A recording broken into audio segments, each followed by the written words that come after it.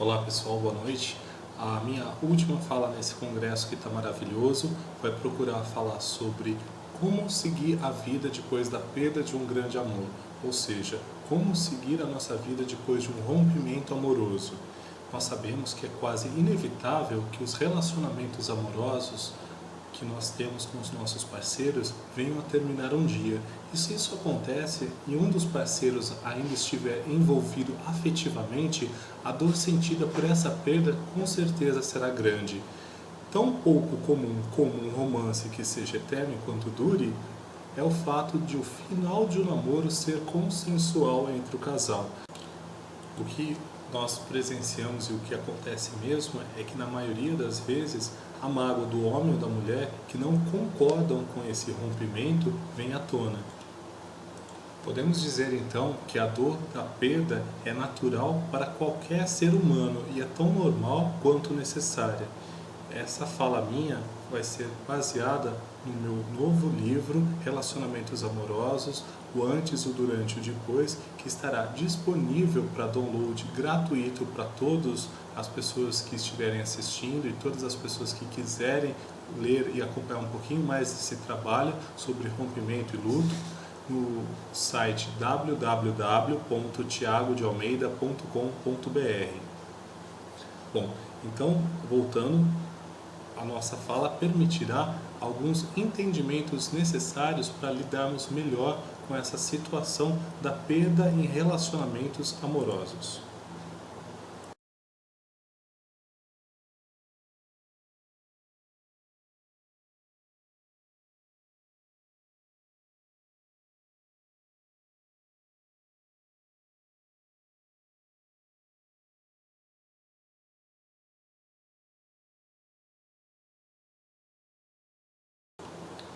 Continuando, pessoal, o tema dos relacionamentos amorosos é uma das áreas mais importantes e geralmente problemáticas da vida das pessoas.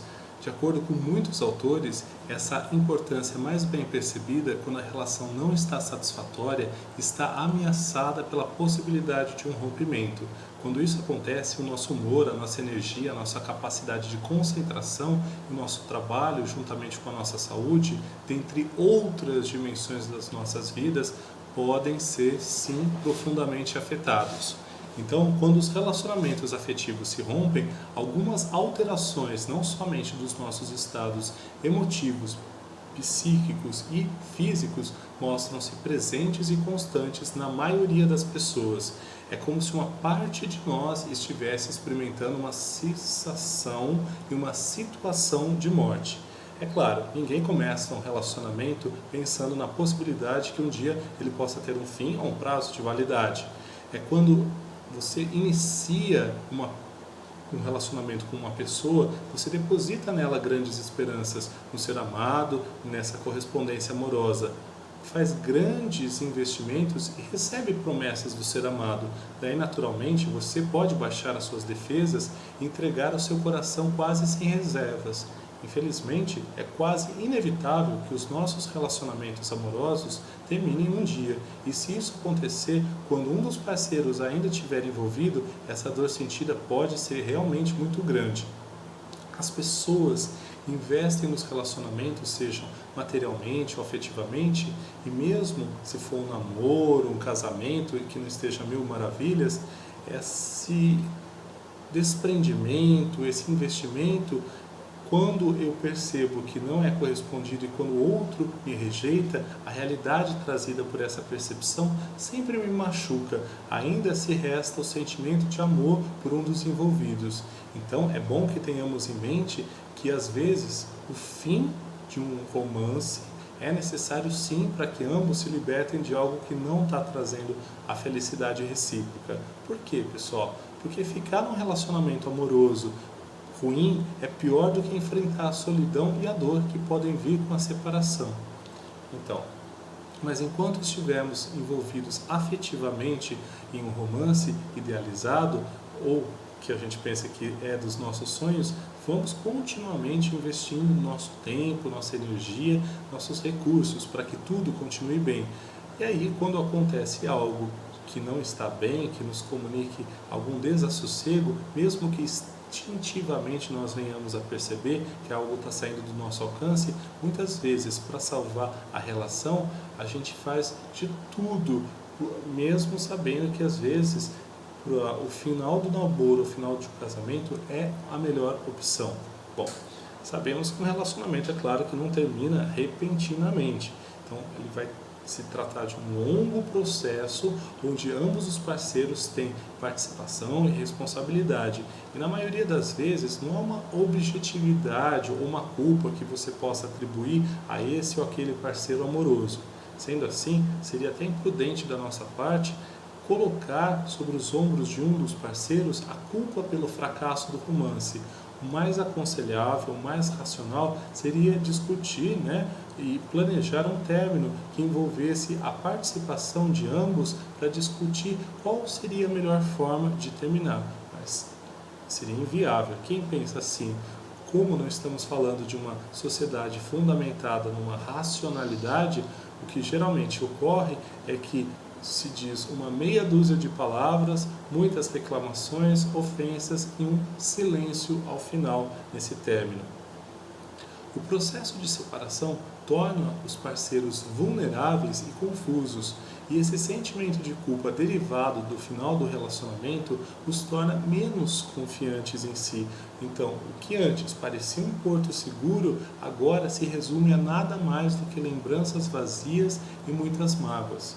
O tempo dedicado ao outro, os sonhos que tivemos juntos, tudo se esvaiu num adeus, e agora é cada um por si.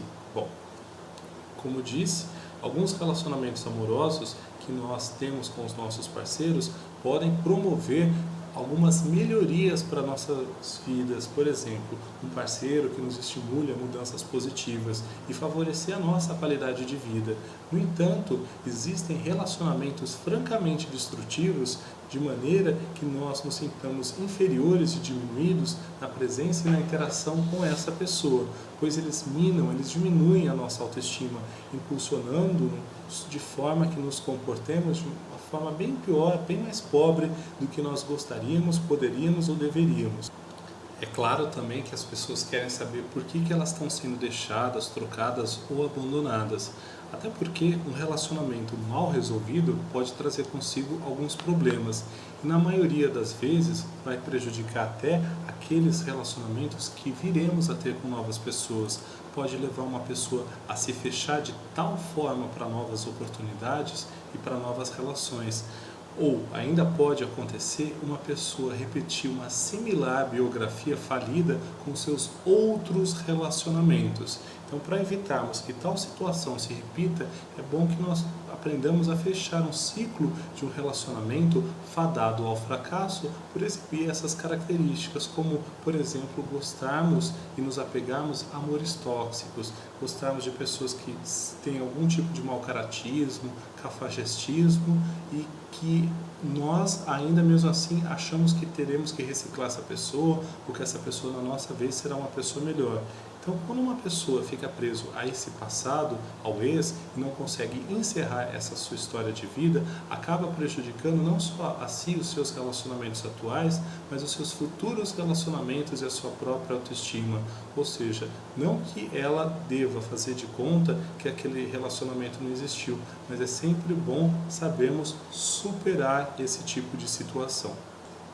É importante reconhecer a sua própria história, tentar aprender o que aconteceu, entender o que não foi legal nessa relação e o que pode e o que precisa ser melhorado para os próximos relacionamentos. E o que é saudável e adequado é reconhecer que esse passado pode ser um trampolim para novas possibilidades e não um sofazão ou uma zona de conforto no qual você pretende se recolher se a sua vida não estiver tão próspera como você esperava. Então, na medida em que a separação se constitui a tão desejada solução para um problema que não poderia ser resolvido de outra forma, deve ser, sim, vivida como uma sensação de alívio, como uma mobilização emocional pós essa separação. Então, o que a gente percebe? Existe realmente a dor, ela é um fato porque a pessoa está diante do medo, da incerteza, da insegurança, que caracteriza essa mudança para uma nova zona de conforto, de aspectos importantes de si mesmo e do outro que ela vai, de uma forma ou de outra, atualizar na sua vida. E são comuns também, é de se esperar, atitudes irracionais, ilógicas e impulsivas. Por que que muitas vezes, então, as pessoas permanecem em relacionamentos falidos? Porque esse relacionamento que ela preza tanto pode estar cercado de fortes barreiras que dificultam a saída das pessoas nesse relacionamento. Muitas vezes o relacionamento em si é até ruim e até percebido pela pessoa dessa maneira, mas existem algumas barreiras que são muito fortes e que impedem de deixá-lo naquele momento, aquela pessoa, de uma forma ou de outra. Por exemplo, pode haver obstáculos econômicos, os cônjuges podem ser dependentes economicamente, financeiramente de si, ou ainda o medo de ficar só. Por exemplo, quando se tem uma certa idade, se imagina que terei dificuldade de encontrar parceiros e potenciais para um novo relacionamento. É claro, a culpa e dó de fazer o cônjuge sofrer com essa separação. Bem, pessoal, falar um pouquinho para vocês agora sobre o luto amoroso. Uma obra de grande impacto na história acerca do estudo do assunto da morte e de separações e de rompimentos é um livro de Elisabeth Kübler-Ross, que é uma psiquiatra suíça falecida já, que tem o nome Sobre a Morte e o Morrer. Essa autora, ela pesquisou e trabalhou com esse tema e descreveu 5 fases desse processo de luto, e teve todo o cuidado com pacientes gravemente enfermos, destacando a importância da escuta de suas necessidades e do seu sofrimento, principalmente nessa fase terminal. A descrição que a Elisabeth Kübler-Ross trouxe foi uma grande contribuição para a psicologia à medida que a compreensão desse estado final desses pacientes poderia ser comparado ao rompimento e à situação de luto, que é também uma situação de perda, que nós podemos comparar aos relacionamentos amorosos que se rompem, quando eles se rompem. Ou seja, de uma forma ou de outra, a teoria da autora, que é mais conhecida por teoria dos estágios, negação, raiva, barganha, naquela época chamada de depressão, o 4º estágio até chegar à aceitação, não só foi vivido por centenas de pacientes em estágios terminais, mas pode ser sim reconhecida hoje nos nossos relacionamentos, quando eu estou perdendo alguém, quando eu estou para perder um emprego, uma pessoa, ou quando eu já perdi essa pessoa. Ela fala, essa autora, das reações das pessoas vividas nessa situação. Então, o que acontece? O trabalho para recuperar o equilíbrio emocional e existencial numa situação de rompimento amoroso requer realmente um dispêndio grande de energia psíquica, e esse gasto energético pode provocar sim uma deteriorização física e nervosa, tal como acontece no luto grave, que é estudado pela Elisabeth Kübler-Ross. E é importante a gente fazer algumas considerações agora. Um relacionamento amoroso não termina, como nós pensamos, do dia para a noite, como estamos às vezes acostumados a pensar. Alguns sinais podem servir de alerta que esse rompimento está próximo, esse relacionamento está chegando ao fim, como por exemplo, desrespeito, insensibilidade da outra parte, longos períodos sem relações sexuais, falta de beijos, queda de afetividade, de romantismo. Portanto, devemos sempre valorizar o que temos enquanto o tivermos, pois a gente não sabe o quanto e como podemos deixar de ter essa coisa que talvez a gente não valorize tanto no seu devido tempo. Curiosamente, muitas vezes, quando a gente acaba de perder uma pessoa, uma situação, um emprego, é que talvez a gente passe a valorizar essa situação ou essa pessoa que a gente perdeu. Então agora eu gostaria de comentar com vocês sobre as fases que a Elisabeth Kübler-Ross estudou com tanto carinho e trouxe para a gente essa contribuição tão indispensável para a psicologia ser um lugar melhor para entender os nossos sofredores, sejam pessoas terminais ou sejam a família dos doentes, pacientes terminais, e seja esse conteúdo aproveitado também para as pessoas com essa dificuldade temporária do rompimento amoroso. Bom, a primeira fase que a Elizabeth Kubler-Ross destaca é a fase da negação. O que acontece quando uma pessoa está em negação?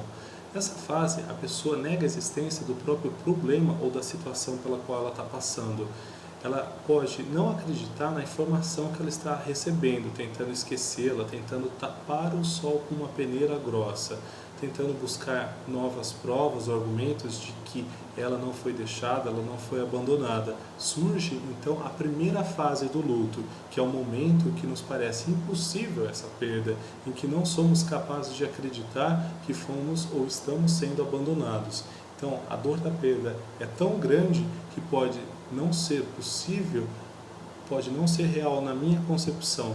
Você tenta se agarrar ao que sobrou. Infelizmente, possuímos a propriedade de nos adaptarmos tanto a coisas boas como coisas ruins, quando não soubermos lidar com elas de uma forma mais adequada. Então, a gente tem alguns pensamentos que fazem parte desse tipo de situação, como por exemplo, não, isso não é verdade, eu não estou perdendo ele, eu não estou perdendo ela, poxa, isso vai passar, eu sempre dou um jeito em tudo, eu vou contornar isso, eu vou resolver isso. E os nossos comportamentos, vamos tentar buscar uma segunda opinião, uma solução mais adequada para a questão, a gente continua comportando-se como se nada tivesse acontecido, ignorando a situação, ignorando e continuando indo da casa dele, da casa dela, como se nada tivesse acontecido, querendo colocar uma pedra em cima da situação. Ou não aderir ao tratamento no caso de uma doença, ou não falar sobre o assunto no caso de uma morte, de um desemprego ou de uma traição. Na obra da autora Elizabeth Kubler-Ross, um outro momento, um outro estágio que vai aparecer é a raiva, que segundo ela surgiria depois da negação. Nessa fase, a pessoa expressa uma ira, uma revolta por aquilo que lhe aconteceu. É comum, então, o aparecimento de sensações e de sentimentos como a inveja, o ressentimento. Geralmente, essas emoções elas são deslocadas para o ambiente externo, por exemplo, revoltando-se contra Deus, o mundo, o ex, o pai, a mãe, como causadores do seu sofrimento.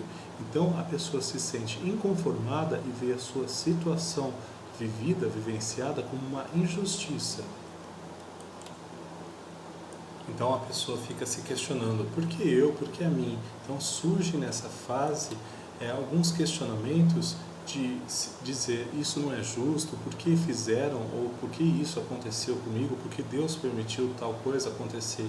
E os comportamentos são que a pessoa perde a calma quando fala sobre o assunto, recusa-se a ouvir conselhos, evita de falar sobre o assunto. Num outro momento, teremos a barganha ou a negociação, como uma próxima fase da elaboração do luto.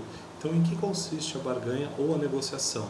Nessa fase, busca-se fazer algum tipo de acordo de uma maneira que as coisas possam voltar a ser como eram antes, que tenham e recuperem esse status de antigamente. Então, essa negociação geralmente acontece dentro do próprio indivíduo ou às vezes se volta com aspectos religiosos. Então, eu posso pedir para o templo, para Deus ou para uma entidade abstrata, como por exemplo para a vida, que as coisas voltem a ser como era antes. Poxa Deus, se a minha vida com meu ex-namorado, com minha ex-namorada voltasse a ser como era antes, eu faço tal coisa, eu prometo tal coisa.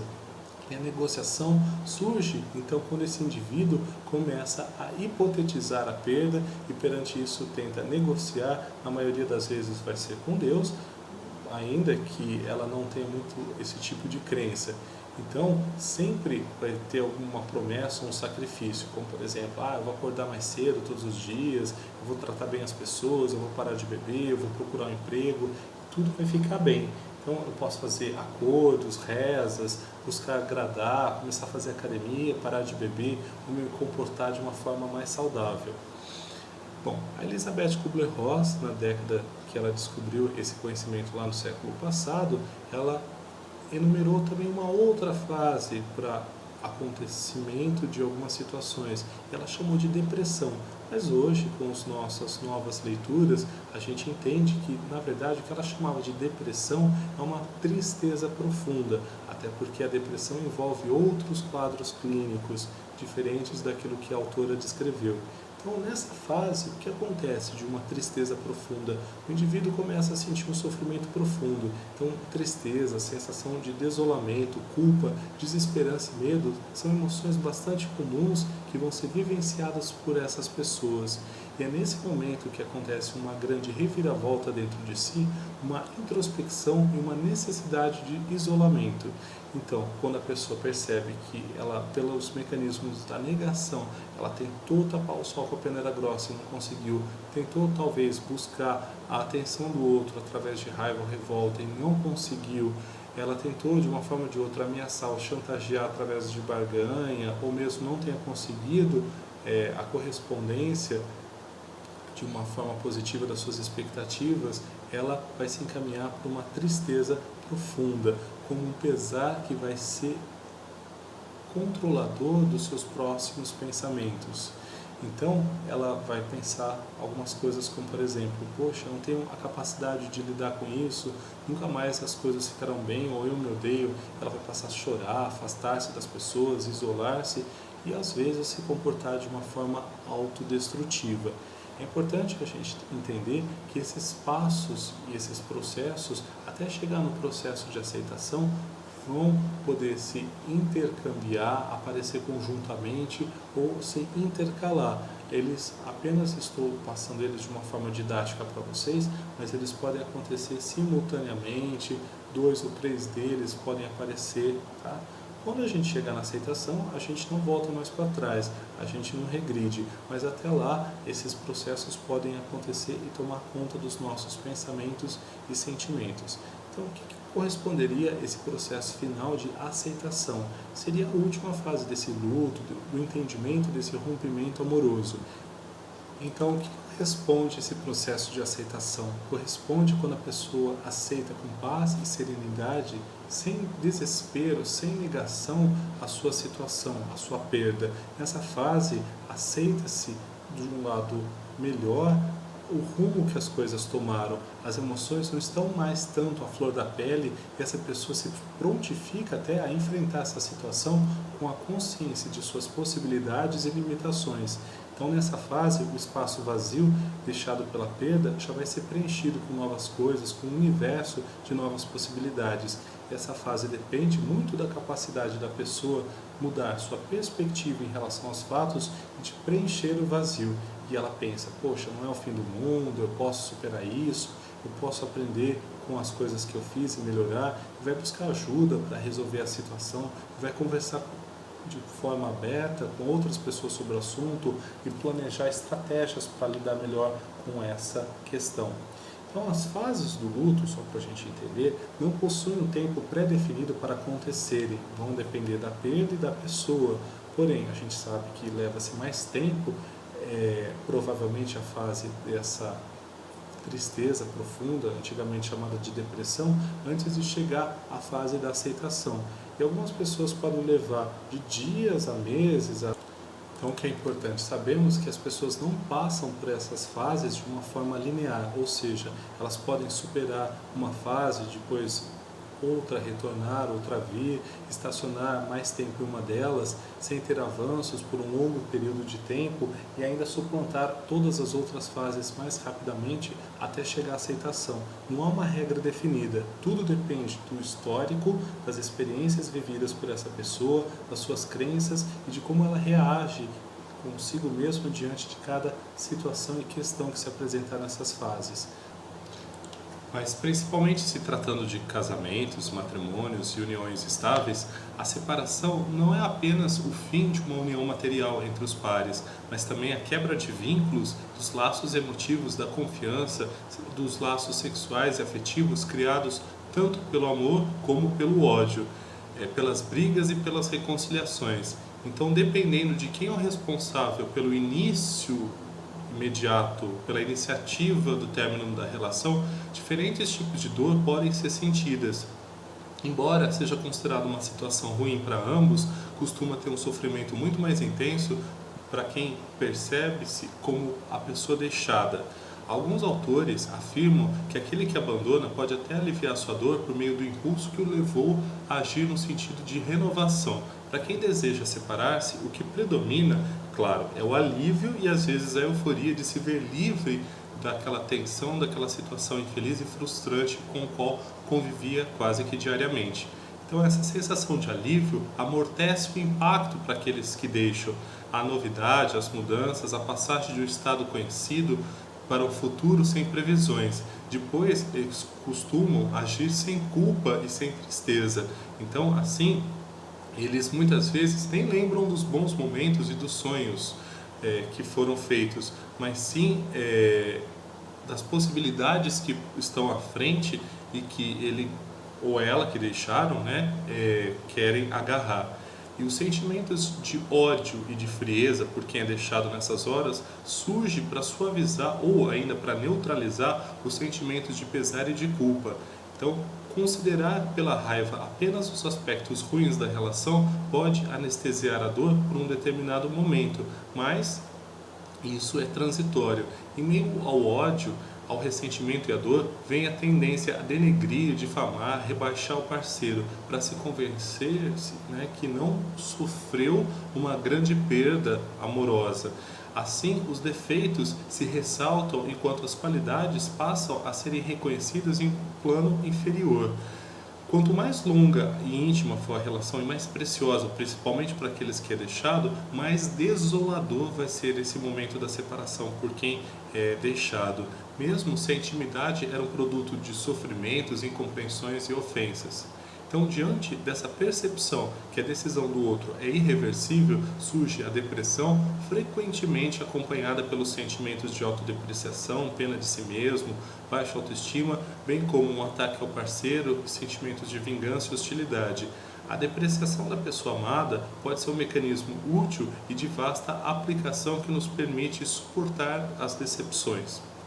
As possíveis novas relações que surgem a esse parceiro podem dar início até ao ciúme, inclusive para quem nunca sentiu o ciúme do seu parceiro em situação anterior. Então, o ciúme e o sentimento de posse emergem especialmente quando se perdem todos os direitos que se haviam conquistado anteriormente sobre esse parceiro. Se antes, por exemplo, havia a ideia e o direito de um amor exclusivo sobre uma pessoa, com a separação surge uma profunda sensação de frustração e de impotência. Após a separação, ao mesmo tempo em que se aguça o desejo de possuir e de controlar o outro, acaba se perdendo toda a motivação para viver e experimenta-se muitas vezes a sensação de estar à deriva. O término de um romance, ainda pessoal, pode disparar uma vulnerabilidade pré-determinada a algumas paixões momentâneas que eu posso ter ou algumas oportunidades que eu posso rechaçar e me deprimir durante esses períodos difíceis. É bom lembrar que apesar de frequentemente esses sentimentos emergirem, algumas pessoas protegem-se desse impacto emocional da separação fazendo uma defesa chamada anestesia afetiva total, uma espécie de embotamento afetivo, uma espécie de alheamento da situação, ficando temporariamente incapazes de vivenciar qualquer sentimento. Então, esse isolamento também pode ocorrer sob uma forma de alcançar uma sensação de paz e de alívio. A solidão, momentaneamente, pode representar para essa pessoa uma possibilidade de ficar consigo mesmo ou ainda a uma busca frenética e compulsiva por companhia. Um outro dado interessante é que, apesar disso, a perda não deixa de ser um processo de lamentação difícil, lento e doloroso, de forma que o enfrentamento das perdas pode variar conforme a idade da pessoa que perdeu, a quem foi perdido e de toda uma história compartilhada. Vamos falar um pouquinho agora sobre alguns encaminhamentos possíveis depois da perda de um parceiro, de um grande amor. O melhor momento para começar a procurar alguém com quem se relacionar é quando se começa a sentir uma posição mais confortável diante do seu luto, quando essa dor diminui ou mesmo quando essas lamentações pelo término do relacionamento passado passam a diminuir a tal ponto que se é possível imaginar estar convivendo com uma outra pessoa. Antes de conhecer uma outra pessoa, o que é importante é adquirir um autoconhecimento. Pessoas, geralmente com autoestima mais baixa, elas têm dificuldades sérias de se relacionar consigo mesmas, bem como com as outras pessoas. Então, aprender a se conhecer é um passo muito importante a fim de tentarmos, do relacionamento passado para a situação atual, conhecemos os nossos pontos falhos em relação ao outro que passou pela nossa vida, nossos pontos fortes também e o que precisa ser fortalecido a partir de agora, a fim de superarmos algumas dificuldades que eventualmente existam e, o mais importante, adquirir uma melhor autoestima. Então, com a autoestima em alta, com o equilíbrio das minhas emoções, tudo vai se tornar mais fácil. Por quê? As pessoas ao redor, ao meu entorno, vão perceber a segurança que eu transmito e tendem a me admirar, respeitar e querer se aproximar mais e mais de mim, facilitando assim o processo de conquista e o de contatos.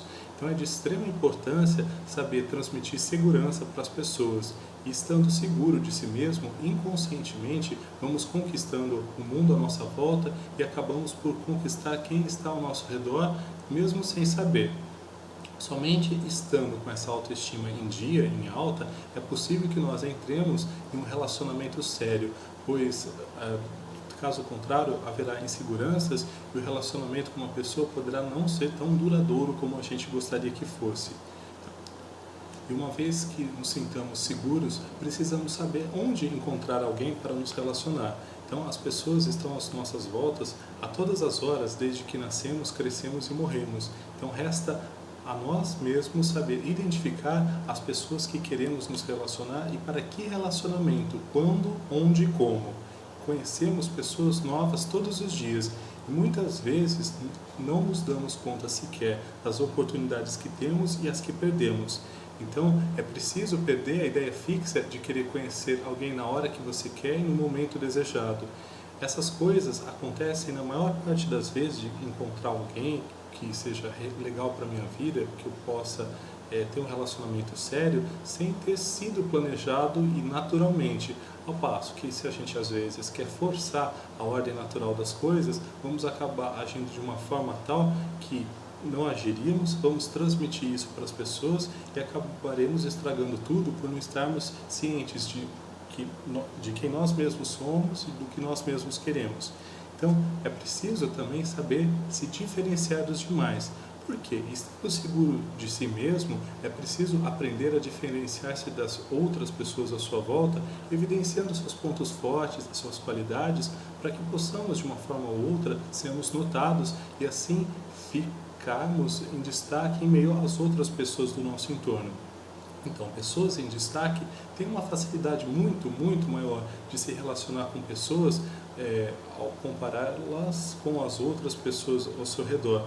Por exemplo, políticos em campanha eleitoral, artistas de televisão, cinema, pessoas da música, são exemplos de pessoas que se destacam por serem carismáticas. Elas atraem atenção de forma magnética e criam nas pessoas interesses e a partir de então tudo se torna mais fácil para elas, simplesmente por elas gerarem esse fator de admiração nas pessoas. Bem, então depois, como conversamos, sobre encontrar um pretendente, o que a gente pode fazer depois que encontrá-lo, um pretendente potencial? Primeiramente, como estabelecer contato com o outro? Apenas iniciando uma aproximação e uma abordagem. O mais importante é ter calma e tentar ser o mais natural possível. Cada caso é um caso e os modos de aproximação vão variar dependendo da situação, mas o que é crucial percebermos é estarmos seguros de nós mesmos e tentarmos ser o mais natural possível, criando coragem de ir ao encontro da pessoa para se comunicar com ela e transmitir as suas intenções. As mulheres tendem realmente a serem mais defensivas no primeiro contato e qualquer atitude que elas julguem ameaçadoras de alguma forma, simplesmente elas vão dar um jeito de cortar e se manter afastadas ou ainda se despedirem de você. Funciona mais ou menos como uma caçada, pessoal. É preciso ter calma e saber a hora de agir para não espantar a sua presa, o seu alvo, o seu objetivo. Então, uma vez tendo ganhado a atenção dessa pessoa em potencial, é importante seguir uma espécie de um roteiro pré-estabelecido por elas e vai funcionar similarmente tal qual uma entrevista de emprego, de forma que existe uma vaga a ser anunciada, existe um perfil a ser procurado. Então, se essa entrevista de emprego for conforme o planejado pelo entrevistador e o entrevistado se enquadrar essa vaga em questão, essa pessoa é contratada. Então, quando já se existe um contato, é preciso identificar as intenções do nosso alvo, desse parceiro, dessa parceira em potencial, e verificar se há uma correspondência. E caso não ocorra, é importante saber fazer essa leitura para ou evitar um fora, ou uma situação de assédio ou desagradável e constrangedora para ambas as partes. E aprender a conviver com essa situação, do fora, que é um direito de todo mundo. As pessoas podem se aproximar de nós por vários motivos. Pode ser para pegar um cigarro e simplesmente pelo cigarro, interesses em comum, abraços que querem ser dados porque gostam da gente pelos mais variados motivos, amizades ou visando realmente um relacionamento amoroso ou sexual. Então, saber diferenciar a amizade de uma intenção de relacionamento amoroso é o mais difícil de saber, porque muitos gestos de amizade e de relacionamento amoroso se confundem, porque eles são muito parecidos e ambíguos e podem realmente gerar na gente uma interpretação normalmente de interesse quando às vezes não há, ou de desinteresse quando há de fato interesse. Então, um dos modos de descobrir se esse interesse é mútuo é ir com calma e seguir algumas etapas, as quais eu vou dar algumas dicas. Então, primeiramente, precisamos tentar nos aproximar mais dessa pessoa e conversar bastante para ter uma linha de base, uma ideia de como ela se comporta. Então, saber fazer uma leitura da linguagem corporal dela é um bom modo de começar a entender os limites e os parâmetros que tem essa pessoa. Depois, faríamos convites para programas a dois, para tentar ver se existe alguma barreira, algum limite imposto. E caso sejam aceitos esses programas, a gente pode tentar mudar de etapa, investir mais um pouquinho nesse processo de conquista e procurar sinais de correspondência amorosa. Mulheres, é importante saber disso, meninos, que são muito mais sutis que nós homens. Caso então ela esteja realmente interessada em você, simplesmente por amizade, vai ocorrer uma seguinte questão: ela não vai aceitar o seu convite para vocês se encontrarem a sós. Mas alguns sinais de uma possível rejeição feminina é que, além de ela não aceitar os seus convites, ela vai evitar de estabelecer contato visual com você durante a conversa, ela pode ficar de braços cruzados e a alguma distância razoável, mostrando assim um limite para o conforto dela. E as palavras que ela troca a você vão se resumir simplesmente a responder o que foi perguntado e não tentar estabelecer uma conversa e ir para além daquele assunto, ultrapassar as respostas em relação aos assuntos que são trazidos. E também ela não demonstraria muito interesse por você, respondendo de forma mais curta, assim, sim, não. Isso mostra que talvez esteja caracterizada uma falta de interesse por você enquanto candidato em potencial. Caso não seja expresso nenhum sinal negativo, alguma coisa que você interprete como uma rejeição, é preciso saber identificar se esses sinais de interesse que vão ser colocados, compartilhados e percebidos por você, serão o inverso dos que eu descrevi anteriormente. Ou seja, normalmente as meninas que gostam de você e têm interesse com você vão aceitar um convite para um encontro a dois. Essa distância que você vai estar dessa pessoa vai ser menor, ela vai ficar mais próxima a você, porque você produz um conforto nela para ela se sentir mais à vontade de interagir o espaço dela com você. Vai se dar ela vai se permitir favorecer um acesso para você dar toques no corpo dela, ela vai estabelecer por muito mais tempo o contato visual com você, vai fazer questão de não deixar esse assunto acabar ou morrer e vai contribuir para a existência de outros assuntos. Então, e ela vai, claro, deixar sempre evidente para você que ela não está saindo com ninguém e que talvez ela tenha um interesse nessas possibilidades de ser convidada ou sair com você. E para fechar nossa apresentação de hoje, de agora, eu vou dar 10 dicas para você seguir adiante em relação à sua vida quando você enfrenta a dor de um rompimento amoroso. Dica 1. Primeiro, aceite essa possibilidade de perda ou de afastamento. A gente sabe que aceitar a perda leva um tempo, porém, se a gente aceitar que ela existe, essa realidade vai de uma forma ou de outra nos colocar para seguir em frente. ao invés de ficar se detendo tanto tempo em negação. Dica 2. Vamos tentar elaborar a dor da forma que a gente conseguir. Xingar, resmungar, gritar, falar sobre a perda. Deixe a dor doer. Dica 3. Mudança geográfica não vai curar a sua dor. É preciso que você entenda que a sua dor vai curar sim. Talvez você vai amar uma outra pessoa rapidinho, mas isso vai levar um tempo. Dica 4. Comece e recomece a fazer a sua vida ter muito mais atividades significativas. Vá ao teatro, se aproxime dos amigos, faça leitura, busque assistir novos filmes. Lembre, luto não é doença, é um processo contínuo de elaboração que uma hora vai chegar ao fim. Dica 5. Fique sem ver o ex e notícias e atualizações dele, seja em Facebook, outras redes sociais, e nem dos amigos a ele relacionados.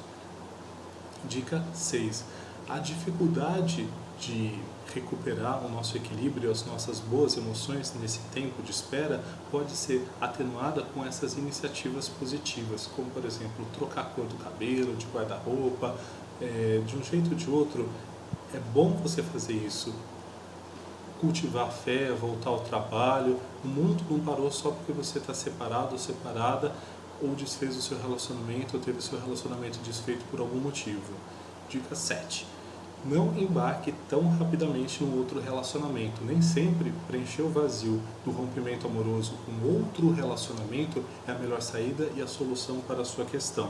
É necessário se recuperar diante da situação da perda para fazermos novas escolhas significativas sem que tenhamos arrependimento com isso. Dica 8. Desacredite das falsas esperanças. Tente manter essa distância do ex e de tudo que lembra ele, e não, às vezes os seus amigos, as suas amigas vão falar assim, nossa, mas vocês vão voltar, é uma fase, é uma crise, e nós nos sensibilizamos para tentar ouvir isso. Então não é recomendável ficar muito tempo sensibilizado àquilo que a gente quer ouvir, o que a gente quer ver, no sentido de uma volta futura. Bom, dica 9. A gente tem que lembrar que toda a relação contribui para melhorar a nossa história de vida, inclusive a sua história passada com o seu ex. Então não existe um relacionamento que não dá certo, mesmo que o final tenha sido triste. E dica 10. E a minha 10ª dica. Não saia por aí falando mal do outro, da pessoa que você deixou, porque além disso não trazer a pessoa de volta, não vai fazer com que você esqueça ela automaticamente. E ainda se vocês voltam, imagina a sua situação desagradável que vai ficar para você e para os seus amigos. Então, lembrem, o luto é uma palavra que acompanha o ser humano desde sempre, principalmente quando perdemos alguém de quem gostamos muito ou quando rompemos com essa pessoa. Então é uma espécie de despedida forçada e para sempre. Então não importa se o casal está junto há 10, 15, 20 anos ou até mais. O fato é que alguns relacionamentos têm um tempo de ocorrência e o final de qualquer relação é sempre uma experiência dolorosa. Por isso, muitas vezes podemos nos fazer de cegos, surdos, fingindo que o amor é o mesmo e que continua o mesmo a situação. E ainda existe essa vontade de ficar tão próximo como outro dia, como anteriormente a gente estava. Então, os sinais de que um relacionamento acabou podem e devem estar presentes no seu dia a dia, e seria bom você se enxergar e se alertar em relação a eles, para que vocês identifiquem esses sinais e que essas brigas e crises nem sempre sejam sinais do fim. Então, cabe a nós mesmos identificar. Pessoal, gostaria de agradecer a todos pela presença e a participação. Aos que quiserem mais informações sobre o tema, por favor, entre em contato comigo através do www.tiagodealmeida.com.br. Um grande abraço a todos e ao amor sempre.